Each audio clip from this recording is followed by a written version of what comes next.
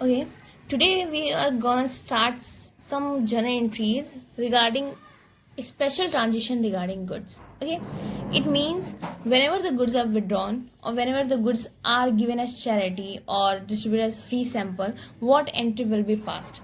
So मान लीजिए जो गुड्स हैं, सिर्फ हम गुड्स की आज बात करेंगे कि गुड्स से रिलेटेड अगर कुछ ट्रांजेक्शन होते हैं तो उसमें क्या एंट्री पास होती है. सो सबसे पहले देखते हैं पहला topic, that is drawing in goods. Drawing in goods. Drawing in goods का मतलब है, सबसे पहले ये बताते हैं कि ड्राइंग्स है क्या. ड्राइंग्स आप लोगों को पता है कि ड्राइंग्स का मतलब होता है कि जब भी प्रोप्राइटर अपने ही बिजनेस से अपने पर्सनल यूज के लिए पैसा या गुड्स निकालता है तो उसको हम ड्राइंग बोलते हैं. तो अभी तक हमने पढ़ा था कि ड्राइंग्स इन कैश मतलब अभी तक वो पैसा निकाला. आज हम देखेंगे कि अगर वो कभी गुड्स निकाले तो क्या एंट्री पास होनी चाहिए. तो इसकी एंट्री पास होती है drawings account debit to purchases account. Purchases start करें. So drawings account debit to purchases account. अब यहाँ परचेजेस अकाउंट को हमने क्रिएट क्यों किया है. परचेजेस को हम रिप्रेजेंट करते हैं गुड्स से. क्यों? क्योंकि हम इसको सेल्स अकाउंट सेल्स नहीं मानेंगे. सेल्स क्योंकि सेल्स का मतलब है बेचना. हमने यहाँ सामान को बेचा नहीं, हमने यहाँ क्या किया है, सेल्स गुड्स को निकाला है पर्सनल यूज के लिए. सो जब भी हम गुड्स को उसकी कॉस्ट प्राइस पे निकालेंगे या किसी को देंगे तो हमेशा क्रेडिट क्या होगा, परचेजेस अकाउंट. क्योंकि हम ये मान के चलते हैं जो गुड्स आ रहा है उसको हमने परचेज करके रखा हुआ था, जिसको हम वापस या तो बेच रहे हैं, नहीं या तो हम उसको चैरिटी के थ्रू दे रहे हैं या उसका ड्राइंग्स निकाल रहे हैं. तो यहाँ पे सेल्स अकाउंट क्रेडिट नहीं होगा, यहाँ पे क्या क्रेडिट होगा, परचेज अकाउंट क्रेडिट होगा. And what narration will be passed, goods withdrawn for personal use. Have you understood? Okay, now second transition related to goods is कि if we are just given goods for charity, अगर हमने goods को दान में दिया तो entry क्या पास होगी. It means if goods are given as charity का मतलब तो आप लोग जानते ही हैं. चैरिटी का मतलब होता है दान में देना. फॉर एग्जाम्पल अपनी बिजनेस की गुडविल को इंक्रीज करने के लिए जब हम गुड्स को चैरिटी करते हैं, गुड्स को दान देते हैं, तो चैरिटी को हम एज अ एक्सपेंस मानते हैं. क्या मानते हैं, चैरिटी को हम as a expense of business मानते हैं. सो यहाँ पे एक्सपेंस मानते हैं तो यहाँ पे एंट्री पास होगी charity account debit to purchases account. The charity account debited to purchases account. Charity को हम एक्सपेंस मानते हैं तो यहाँ पे कौन सा अकाउंट अफेक्ट हो रहा है, नॉमिनल अकाउंट. और नॉमिनल अकाउंट का रूल क्या है, debit all expenses and credit all income.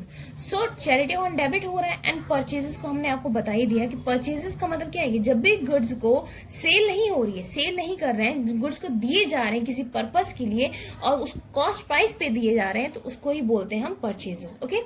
And third transaction अगर हम देखें तो थर्ड ट्रांजेक्शन होता है if goods are distributed as free sample. Okay, now first we have to understand what is the meaning of distributed as free sample.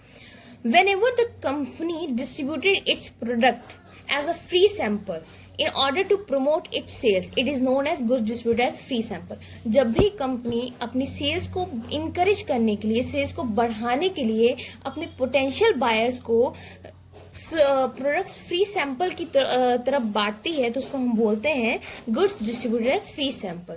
Have understood? Okay. So what entry will be passed. So हम जब भी goods को free sample की तरफ बांटेंगे तो इसको हम कंसीडर करेंगे एडवर्टीजमेंट एक्सपेंसेस की तरह. किसकी तरह? एडवर्टीजमेंट एक्सपेंसेस की तरह. So entry will be passed that is advertisement expense account debit to purchases. यहाँ पे भी परचेज क्रेडिट हो रहा है क्योंकि मैंने आपको बता ही दिया कि परचेज इसलिए क्रेडिट हो रहा है कि गुड्स को हम फ्री सैंपल की तरह बांट रहे हैं और उसकी कॉस्ट प्राइस बांट रहे हैं, तो सेल्स अकाउंट नहीं, परचेजेस अकाउंट आपका क्रेडिट होगा। एंड एडवर्टीजमेंट क्यों है डेबिट हो रहा है? क्योंकि advertisement expense as a expense consider किया है और ये नॉमिनल अकाउंट है, इसलिए हम इसको डेबिट कर रहे हैं। Okay, so entry will be pass what? Advertisement expense account debit to purchases account. So now come to the fourth transaction, that is whenever goods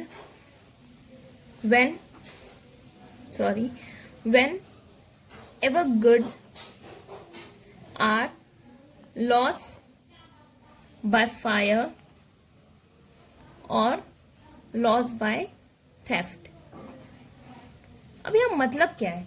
loss by fire का मतलब है कि जब भी गुड्स नुकसान हो जाते हैं आग लगने की वजह से या चोरी हो जाते हैं गुड्स, तो उसको हम एबनॉर्मल लॉस कहते हैं। एबनॉर्मल लॉस वो लॉस होते हैं जो अनप्रिडिक्टेबल होते हैं, which is unpredictable in nature और विच इज अनसर्टेन, जिसके बारे में हमें पता ही नहीं होता, अचानक से हो जाता है, तो उसके लिए हम एंट्री पास करते हैं loss by fire account debit loss by theft account debit to purchases account। Have you understood that? What is the meaning of loss by fire? हमने यहाँ डेबिट क्यों किया है और लॉस बाय थेफ्ट क्यों डेबिट किया है? इन दोनों को हमने एज ए एक्सपेंस की तरह ट्रीट किया है, इस वजह से हमने इसको डेबिट किया है, क्योंकि ये दोनों किस में आते हैं? नॉमिनल अकाउंट में, और नॉमिनल अकाउंट का रूल क्या है? Debit all expenses. सो हमने क्या किया है? Loss by fire, loss by theft को हमने डेबिट किया। एंड परचेज अकाउंट क्यों क्रेडिट हुआ है? क्या आपको मैंने बताया कि जब भी गुड्स अपने कॉस्ट प्राइस पे किसी भी वजह से डिस्पैच होंगे, किसी भी वजह से जाएंगे, तो उसको हम परचेज अकाउंट से ही क्रेडिट करेंगे। ओके, अब मान लीजिए कि जब एबनॉर्मल लॉस हो ही रहा है तो हमें पता नहीं होता है कि कब ये लॉस हो जाए, तो इस चीज को अवॉइड करने के लिए, एबनॉर्मल लॉस को अवॉइड करने के लिए, so to avoid abnormal losses what we are doing, हम क्या करते हैं? इंश्योर्ड करवा लेते हैं। वी शुड इंश्योर्ड गुड्स को इंश्योर्ड करवा लेते हैं। इट मीन्स कि जब भी हम लॉस फेस करेंगे, loss by fire, loss by theft, loss by natural calamities, तो इंश्योरेंस कंपनी हमें जो लॉस की अमाउंट है उसको कंपनसेट कर देगी, मतलब हमें क्लेम करेंगे और वो हमें कंपनसेट करेगी। सो यहाँ पे भी आपके दो केस हैं कि when insurance company admitted full claim और full amount,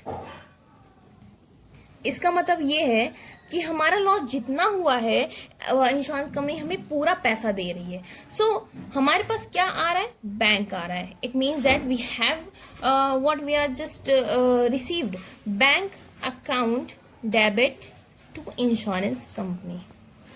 so entry is pass that bank account debit to insurance company account. Have understood that? So next case इसमें क्या हो जाएगा आपका कि when insurance company did not admitted full claim. इसका मतलब ये है कि जब कंपनी हमें पूरा लॉस का अमाउंट नहीं दे पाती है, तो इसका मतलब ये है कि कुछ हाफ पार्ट देती है। फॉर एग्जाम्पल लेट्स में कंपनसेट कर पाएगी, तो एंट्री यहाँ पे पास होनी चाहिए। हमारे पास पैसा आ रहा है, तो it means bank account debit to insurance company. अब यहाँ देखिए, इंश्योरेंस कंपनी से हमने यहाँ वो अमाउंट आएगी जितने का हमने इंश्योरेंस करवाया था, है, और यहाँ पे वो अमाउंट आएगी जितने का जो हमें पैसा इंश्योरेंस कंपनी से मिल रहा है। And the remaining amount and the gap between them is known as profit and loss account debit.